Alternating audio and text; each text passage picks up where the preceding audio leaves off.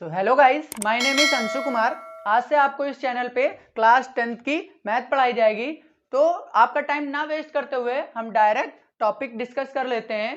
तो इसमें पहला चैप्टर है हमारा रियल नंबर। रियल नंबर में केवल और केवल दो टॉपिक हैं, जिसमें से आज हम पहली वीडियो पे डिस्कस कर लेते हैं। यानी पहली वीडियो में हमारा पहला टॉपिक होगा और जो नेक्स्ट वीडियो आएगी आपके लिए उसमें हम दूसरा टॉपिक डिस्कस कर लेंगे। तो आज डिस्कस करते हैं यूक्लिड्स डिवीजन एल्गोरिथम। तो यूक्लिड्स डिवीजन एल्गोरिथम क्यों यूज की जाती है, तो आपके क्वेश्चन पेपर में या क्वेश्चन में कहा जाएगा कि आप दो पॉजिटिव इंटीजर नंबर का क्या फाइंड आउट करिए, HCF highest common factor find out करिए। तो हम इस वाली एल्गोरिथम की हेल्प से सॉल्व कर लेंगे। सबसे पहले हम एल्गोरिथम अगर देख लेते हैं, इसका आप स्क्रीनशॉट ले सकते हैं। तो हम देखेंगे एल्गोरिथम का पहला स्टेप क्या कहता है। Apply Euclid's division lemma to C and D. हमें यूक्लिड्स डिवीजन लेमा अप्लाई करना होगा इस इक्वेशन की हेल्प से।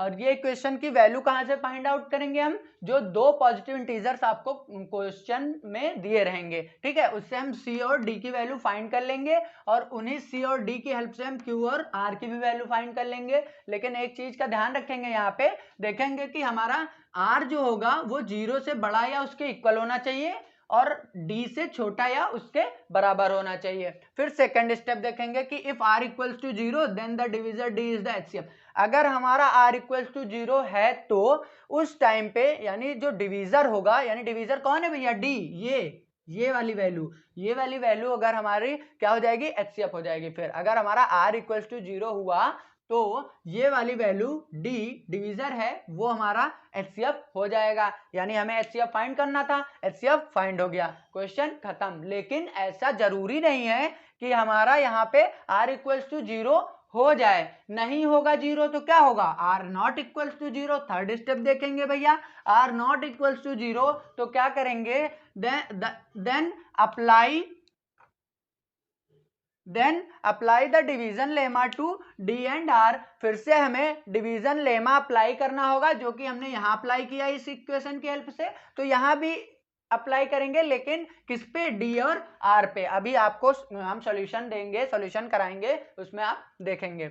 फिर फोर्थ स्टेप क्या कहता है, continue the process till the remainder is 0, the divisor at this stage will be the required HCF. क्या मतलब इसका, ये कह रहा है अगर आर नॉट इक्वल टू 0 हुआ तो तब तक कंटिन्यू द प्रोसेस, तब तक हम कंटिन्यू करेंगे इस प्रोसेस को जब तक कि रिमाइंडर हमारा 0 ना हो जाए। जैसे ही रिमाइंडर 0 हुआ तो उस टाइम पे जो डिवीजर होगा, उस टाइम पे क्या होगा, जो डिवीजर होगा वही हमारा रिक्वायर्ड एचसीएफ होगा, हमारा हाईएस्ट कॉमन फैक्टर होगा, जो कि हमें फाइंड आउट करना था। तो अब हम एक एग्जांपल ले लेते हैं, उसकी हेल्प से सॉल्व करते हैं, ठीक है। तो मान लेते हैं हम एक एग्जांपल ले लेते हैं। हमारा एग्जांपल है 455 एंड 42। ये एग्जांपल हमने इसलिए लिया है क्योंकि ये आपकी बुक का पहला ही एग्जांपल है, इसी के थ्रू हम सॉल्व करते हैं, आगे आपको और भी क्वेश्चन सॉल्व कराए जाएंगे। तो सबसे पहले हम क्या करेंगे, अगर आपको दो इंटीजर दे रखे हैं, दो पॉजिटिव इंटीजर दे रखे होते हैं, तो पहला हम क्या करते हैं, सबसे पहले इनमें ये फाइंड करते हैं कि which one is greater than other. दूसरा यानी पहला वाला दूसरे से या दूसरा वाला पहले से बड़ा है क्या, यानी इनमें से कौन सी डिजिट बड़ी है। यानी सबसे पहले बड़े भैया का काम आता है, तो सबसे पहले बड़े भैया को ढूंढेंगे। ये हैं बड़े भैया, तो उनको हम सी लेट कर लेंगे, और ये छोटे भैया हैं, इनको हम डी लेट कर लेंगे। आप ऐसा नहीं है कि ये हमने अपने मन से लेट कर लिया है, आप इसको हर एक क्वेश्चन में यही अप्लाई करना है। तो अब पहले स्टेप पे आते हैं, एल्गो आप देख ही चुके हैं, एल्गो से ही सॉल्व कराएंगे। तो एल्गोरिथम का पहला स्टेप क्या कहता है, apply the division lemma to C and D.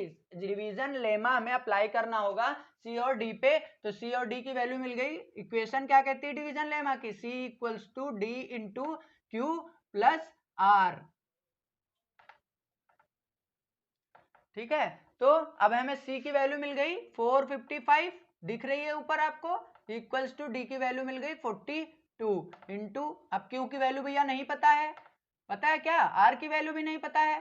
तो आप कहेंगे भैया ये मास्टरवा बैला गया है, दो वैल्यू पता है, दो नहीं पता, तो क्या इक्वेशन सॉल्व होगी, नहीं। तो भैया बैलाया नहीं है मास्टरवा। अभी देखो कैसे आप सॉल्व करते हैं। तो अगर आपको दो वैल्यू नहीं पता है, दो वैल्यू पता है, तो कैसे फाइंड करेंगे, डिवीजन करके, डिवाइड करके।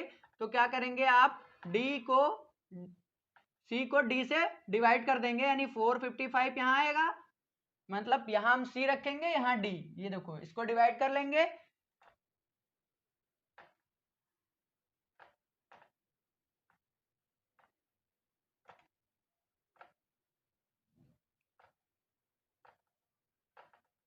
ये सब वैल्यू आपको दोनों पता ही है भैया। ये हमारा क्या होता है, कोशिएंट होता है। डिवीजन जब करेंगे तो ये कोशिएंट होता है, जो बचा हुआ भाग होता है वो हमारा रिमाइंडर होता है, जिसको आर बोलते हैं। दोनों वैल्यू मिल गई भैया, क्यू की वैल्यू नहीं पता थी, आर की वैल्यू नहीं पता थी, दोनों वैल्यू मिल गई, पुट कर देते हैं इक्वेशन में। तो भैया क्यू की वैल्यू हमारी आई थी 10 और आर की वैल्यू आई थी 35।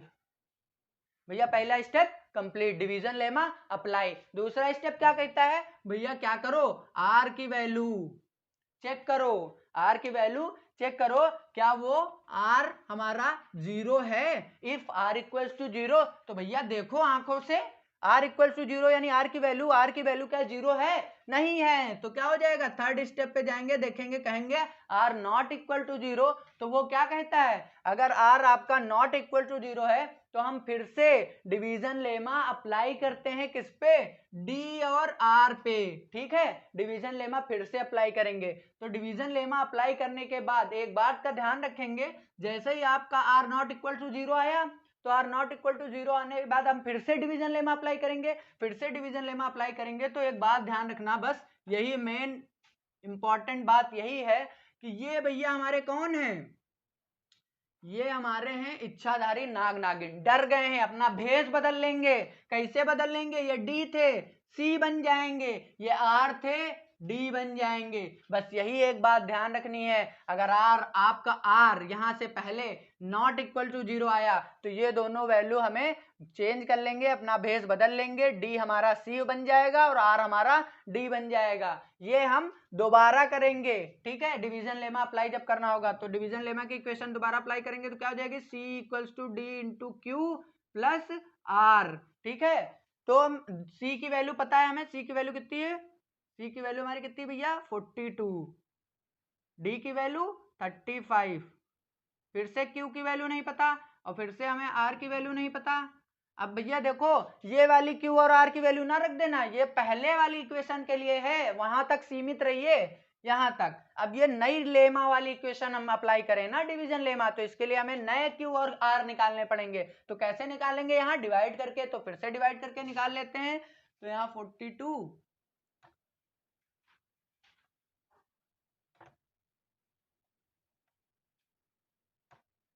तो हमने कहा था भैया यहाँ पे क्या आएगा, डी, यहाँ पे सी, उल्टा लिख दीजिएगा आप, यहाँ पे क्या, यहाँ की वैल्यू डी, यहाँ पे सी। ठीक है, यहाँ सी और डी की वैल्यू डिवाइड कर लेंगे।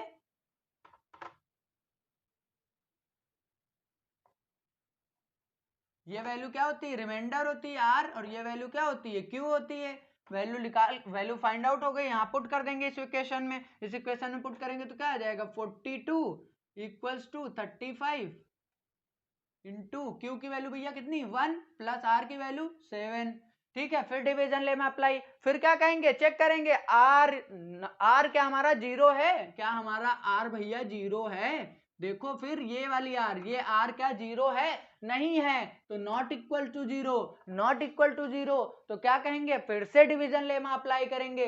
फिर से डिवीजन लेमा अप्लाई करेंगे तो फिर ये भेष बदलेंगे, फिर जब ये भेष बदलेंगे तो ये क्या हो जाएगा भैया, सी हो जाएगा, ये क्या हो जाएगा, डी हो जाएगा। ये आप दोबारा इक्वेशन में पुट करेंगे ये वैल्यू, तो C equals to D into Q plus R, put कर देंगे वैल्यू। C की वैल्यू कितनी है भैया 35 इक्वल्स टू डी की वैल्यू 7, क्यू की वैल्यू पता है, आर की वैल्यू पता है। अब भैया क्यू और आर वैल्यू ये ना रख देना, अपडेट इक्वेशन आई है, हमें फिर से फाइंड करना पड़ेगा। कैसे फाइंड करेंगे, 35 7 डिवाइड करके भैया फाइंड करेंगे।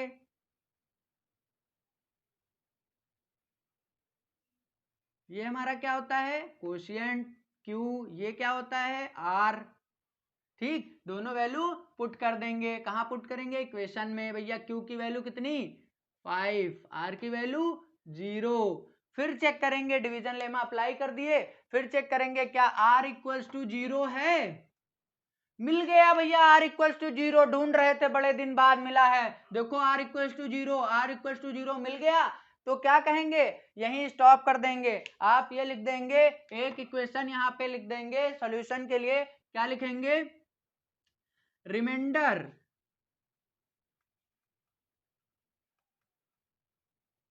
r is 0 since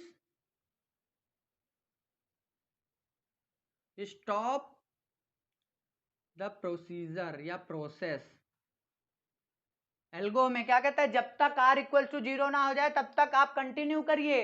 तो हम क्या कहेंगे, r इक्वल्स टू 0 हो गया तो सिंस क्या करेंगे, स्टॉप द प्रोसेस, प्रोसेस को स्टॉप कर देंगे। और वो कहता है उस टाइम पे जो हमारा d होगा वही HCF होगा। तो यहाँ पे d हमारा क्या है, 7 है, तो HCF हमारा क्या हो जाएगा, 7। ठीक है, तो आप हाईएस्ट कॉमन फैक्टर हमारा क्या होगा, 7। ये इन दोनों पॉजिटिव नंबर्स का हाईएस्ट कॉमन फैक्टर हमें फाइंड हो गया, यही आपने कहा था। अब देख ये सॉल्व हो गया। अब अगर आपको कोई भी कंफ्यूजन या कोई भी डाउट हो तो आप कमेंट सेक्शन में पूछ सकते हैं। ठीक है, आगे भी आपको इससे रिलेटेड क्वेश्चन मिलेंगे। आज के लिए इतना ही, थैंक यू क्लास।